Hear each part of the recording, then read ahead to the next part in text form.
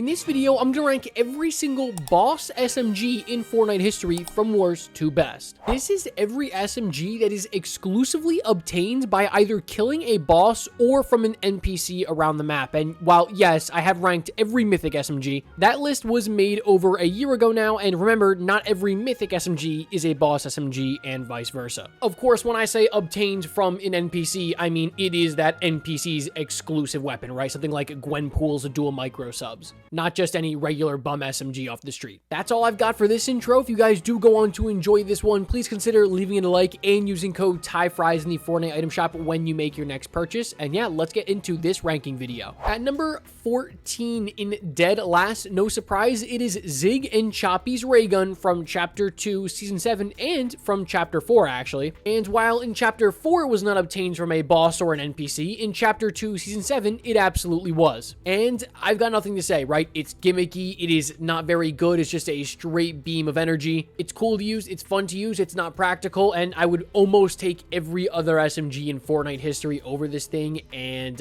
yeah, I mean, I talk about it like this in every single video, so it shouldn't be a surprise it's at the bottom here. At number 13 is Bender's shiny metal ray gun. This is the exact same thing as Zig and Choppy's ray gun, except it has a DPS of 4 damage points higher. That's it. These weapons are almost the exact same thing. It's just Bender's shiny metal ray gun is a reskin of Zig and Choppy's. I've got nothing else to say. It's a very, very bad SMG. Let's move on to number 12. At number 12 is Thorn's scoped burst SMG from Chapter 4. Of course, as the name suggests, this is Thorn's weapon, and I've seen mixed opinions on this weapon. I feel like most people would say that it's a pretty underwhelming mythic, and I think when it came back in Chapter 6, of course not Thorn's version, but just the regular base version of the scope to burst SMG, everyone's like, yeah, I mean, this thing's pretty bad. It can be decent at mid-range, I guess, and it's got these scopes, so you don't really have to deal with that bloom, but it's got crazy recoil pushing it upwards, and honestly, I would just rather use something that doesn't have a scope, but is going to be significantly better at close range, which is when I really want to use an SMG anyways. Like, if you're gonna have a scope and you're gonna be an SMG, you've got to somehow be good at close range as well. You can't just be good at mid to long range, because at that point, you're just gonna use an AR, right? So no surprises here, bottom of the list weapon. At number 11 is the Inquisitor's suppressed SMG. This was introduced in the Chapter 3 FORTNITE event. Of course, could be obtained from the Inquisitor right when he was under the map in that weird like cave area. And I say it in every video I talk about the suppressed sub. This is the definition of a mid Fortnite weapon. The suppressed sub is the most average weapon in this game's history. It's not bad, it's not great, it is so middle of the pack. And of course, the mythic version doesn't change anything from the base version besides just a tad bit more damage. So yeah, honestly, I don't really know how much higher I could have put it on this list, but it is definitely better than the 3 weapons I just named.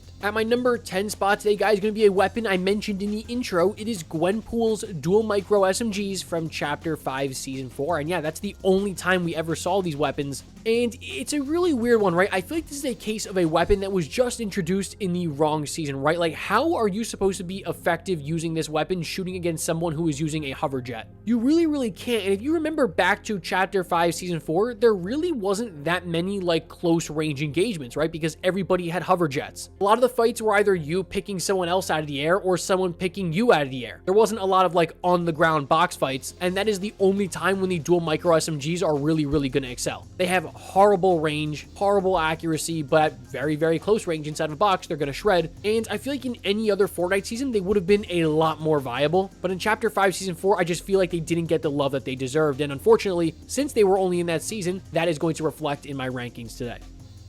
At number 9 is going to be Valeria's modular hyper SMG from Chapter 5. Again, another prime example of a weapon that was in the wrong season. I mean, look, as a whole, this weapon really isn't that good. A DPS of only 200 for, remember, a projectile weapon. Typically, projectile weapons have higher DPSs because it has to make up for the fact that you're not hitting as many shots as you are with a hit scan weapon. So that alone isn't really that good. And then you factor in the fact that, well, there was a better SMG in its season. The Thunderburst SMG was significantly better, and the Frenzy Auto Shotgun absolutely dominated close quarters engagements in Chapter 5 Season 1 in particular. So if you think back to the season, it's like, when were you ever going to use this weapon? In my opinion, really never. The attachments definitely help it out for sure and make it better than just the regular version of the Hyper SMG. But at the end of the day, right, bad circumstances, and honestly, I just feel like this weapon is just mid. As a whole, yeah, that's not a great combo. And we're sticking with chapter 5 here because I've got Midas's modular drum gun at my number 8 spot, right? So if you remember in chapter 5, it was season 2, I believe, when this weapon was added, and it's all right. Got a DPS of 210, which is not going to, totally knock your socks off, but it does help what was the number 1 problem for me with the chapter 5 drum gun, which was its accuracy, right? You now get a red dot sight. But again, you've got to remember chapter 5 season 2 was just a terrible time to be an SMG, because not only do you have to worry about the frenzy auto shotgun, well, now you've got to worry about the gatekeeper shotgun, which is potentially the best shotgun we've ever seen. I mean, seriously, I'm sure a lot of you guys probably forgot that this weapon really ever existed, because I don't remember anybody using it. Moving on to number 7 is a trio of weapons. It is Midas's drum gun, the chapter 4 version, Jules' drum gun, the chapter 3 version, and Shadow Midas's drum gun from chapter 2. All 3 of these weapons have the exact same stats, so they're going to be on this list together. And at the end of the day, they are just a significantly worse version than the original Midas's drum gun, right? A DPS of 204 as compared to what was 250 is a significant difference. And while these aren't bad SMGs in their entirety, right, it's hard to look back at the chapter 2 version of Midas's drum gun and then a season later look at Jules' drum gun and not feel like Jules' drum gun is just incredibly underwhelming. And yeah, again, they're not SMGs that are crazy good, despite what some people may tell you. The lack of accuracy and just pure DPS at those close ranges is what holds these 3 weapons back on this list today. At number 6, and maybe surprisingly so, is Night Rose's Veiled Precision SMG. And I know this weapon kind of goes against what I've been saying on this list today, right? Where it's like SMGs are meant to be used at close range. Well, this is clearly an SMG that is geared towards those mid to longer ranges. But this weapon being able to take off the sight whenever you want, right? As you guys know, you can just hold left stick if you're on controller and it will get out of the scope, or you can put the scope back on whenever you want, is actually really helpful, which means that at those close ranges, like in somebody's box, when you don't want to aim down sight with a scope, of course, well, you can do that. And at those longer ranges, when you want to put the scope back on and use it, you can use that as well. Again, like, this is not a great SMG, right? This is not an SMG that is going to be in the top tier of SMGs in Fortnite history, but it's one that I feel like is pretty respectable. And I feel like this is a decently good spot for it on this list. And maybe some people might make the argument it's even a little too high.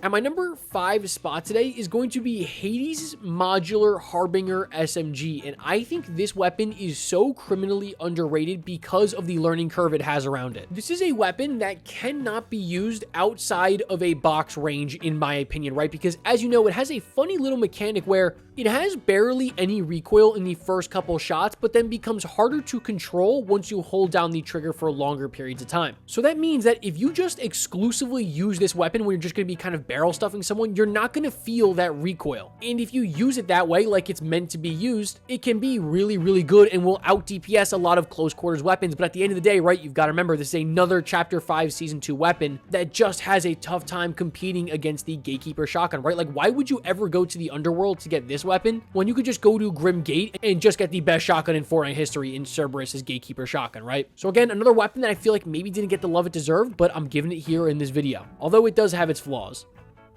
At number 4 is going to be one of the most changed weapons in Fortnite history. That is Gunner's Stinger SMG. This was by far the hardest weapon on this list for me to rank, because if you look by the numbers, a DPS, get ready for this, of 276 is absolutely ballistic. That is one of the highest DPSs for any Fortnite weapon ever. The problem is the way they balance this out is by giving it some of the most horrible recoil I have ever seen for a weapon in any video game I've played, especially third-person games. It's just, this recoil is borderline unbearable. Like, if you watch gameplay of people trying to hip fire it, it gives me like a headache, right? Because people are trying to hold down that right stick and then the gun is just shooting upwards, and so it just gets kind of bouncy. It's a weapon that you just can't use at range. With that being said, it has unbelievable structure damage, and again, like I said, DPS of 270. Remember, it used to be even more overpowered than that. This thing has seen damage nerfs of over 4 damage. Unfortunately, this is a weapon that is unbelievable at close range, but just downright horrific at long range. And there are weapons on this list that are great at close range and great at medium and great at long range. And so I think those weapons just beat this one out for the consistency's sake. At number 3 today, guys, I've got Captain Phasma's F11D Blaster from Galactic Battle. Now, I don't think there's a lot of things that Galactic Battle did well, but this weapon was one of them. And when I talk about a weapon that is just so consistently good at everything, this is what I'm talking about, right? At close range, it will be really good with with a DPS of about 200 in a season that you've got to remember had some pretty weak close quarters weapons, but still a weapon that you will see players use it at mid to longer ranges, and it holds its own. It's got very, very little recoil, very easy to control, infinite ammo, gotta remember that as well. There's nothing really to complain about here. It's just an all-around really, really balanced weapon, and yeah, that's all I've got to say for Captain Phasma's blaster. But no way in any world is it better than Midas's Gilded Eye drum gun at my number 2 spot stand. All right, this is a little bit of an interesting one because obviously this weapon technically could not be gotten from a boss or an NPC. You had to use a Dilbit to buy it, but look, it's got Midas's name in the title of the weapon. I mean, Outlaw Midas is literally in the black market as well, so it feels fair to include it on this list, especially when I'm including all the other Midas weapons. What an absolute behemoth of a Fortnite weapon. This thing is unbelievable. I actually just ranked every single thermal weapon in Fortnite history, so go check that video out if you want to hear me talk a little bit more in depth about this thing. It's just a tank, right? Like, it's literally a tank, close, medium, long range. It doesn't matter. You can toggle the thermal on or off. You can take off the scope entirely if you want, and it still remains so accurate. This is one of the best SMGs in Fortnite history, and overall one of the best weapons in Fortnite history. Yeah, I'm saying that, and you might be wondering, how is it not at the number 1 spot in today's video, guys? That is because it is beaten out by Snoop Dogg's drum gun and Midas's drum gun. So obviously from Chapter 2 Season 2 and Chapter 2 Remix, they're the exact same weapon, just with a reskin. There is an argument to be made in Chapter 2 Season 2 that this was the best mythic in the game. I mean, if you watch any gameplay, you will just bully players at close range. And I feel like this is a weapon that, yeah, while it's not meant to be used at those medium or longer ranges, it doesn't really have that much recoil. And so something like Gunner Stinger SMG, while yeah, it has an incredibly high DPS, I mean, so does this weapon, it's got a DPS of 250, it's still difficult to control at close range, whereas this weapon is not. It's easy to use, and if you go watch any Chapter 2 gameplay, it's just absolutely bullying people at close range, especially with those controller players. And even with Midas's Gilded Eye drum gun, while it's absolutely insane, it doesn't have that DPS at the close ranges. It doesn't like absolutely melt people at close range, whereas this weapon will just incinerate players. It is so good, and yeah, while you could try and make the argument it should be at the number 2 spot, I'm holding still here with my pick that it is the best boss SMG in Fortnite history. Alright guys, if you did go on to enjoy that video, please consider leaving a like and subscribing to the channel. We are almost at 100,000 subscribers, and leave me a comment down below letting me know what you thought about this list. I'm sure there's going to be some arguments about the top 4 on this list. But anyways, of course, with that all being said, I'll catch you guys in the next one. As always, peace.